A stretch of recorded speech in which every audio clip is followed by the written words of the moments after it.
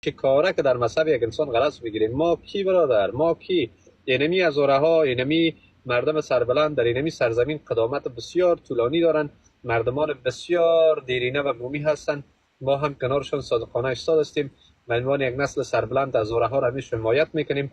هزاره ها افتخار آفریدند، هزاره ها قلم دارند، هزاره ها هیچ وقت خودشان را نپراندند. هزاره ها یک قشر مظلوم و سرزمین هستند که همیشه به خاطر آبادی سرزمین کار کردند و ما هم کنارشان صادقانه ایستاد میشیم.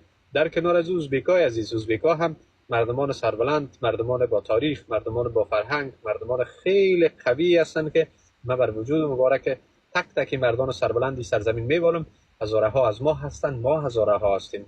ازبکا از ما هستند، ما از ازبکا هستیم. نورستانی ها از ما هستند، ما از نورستانی ها هستیم. پشه‌ای ها از ما هستند، ما از پشه‌ای ها هستیم.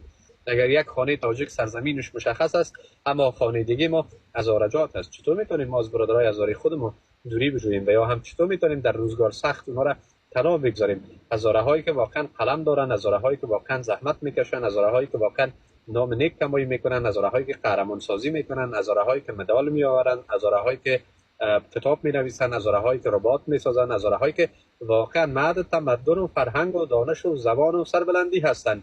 چطور میتونیم ما از این ملت سربلند پشتیبانی نکنیم؟ با هر مذهبی که هستند، با هر اولین گزینه بر ما به عنوان یک شهروند همین مهم است که ما اتحاد داشته باشیم، کنار هم باشیم. دومین گزینه بر ما بسیار که مهم است تاجیک بودن ما هست. سومین گزینه باز خود ما مهم هستیم که بر کدام آیین و بر کدام دیدگاه و بر کدام تفکر هستیم. یادتان باشه دوستان عزیز، اولین گزینه در زندگی تاجیک بودن است. اولین گزینه، اولین شرط زندگیتان تاجیک است.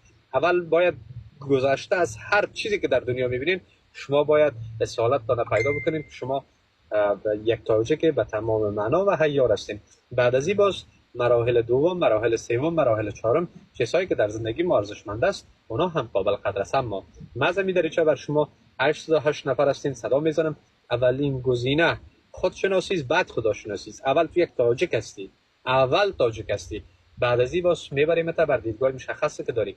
ما بر مذهب مشخص مردمان اسماعیلی احترام داریم، ما بر مذهب مشخص هزارگی های عزیز ما احترام داریم، ما بر دیدگاه مشخص فرهنگی و باورهای دیگی ازبکای عزیز ما یا ازبک عزیز ما احترام داریم. همیشان بر ما تاج و سر و افتخار هستند و هیچگاه اجازه نمیتیم که بین اینمی مردم سربلند باز هم دوباره افغانای عزیز حرکت بکنن و کوشش بکنن نزاکت را برا بندازن تا برادرها دوباره همراه برادرای بسیار عزیزشان تاجیکای عزیز هستند اینا درگیر شوند و اینا را ناراحت بسازن یا اذیت. در هر جا که ما ببینیم که یک سربلند هزاره دست به کار سربلندی میزنه و اونموج اولین آدمی که حضور پیدا میکنه خدا که حضور پیدا میکنه و دست مظلوم پرور و دست بیچاره و دست ناراحته که یک جوان سربلند هزاره داره با بسیار افتخار بلندش میکنم در فرق سرم و این دید ما هست و به هیچ عنوان که نمیگذاریم کسی موفق شه و ما را از راه ما مشخص بیرون بکنن. مرد بزرگوار میرویس جان.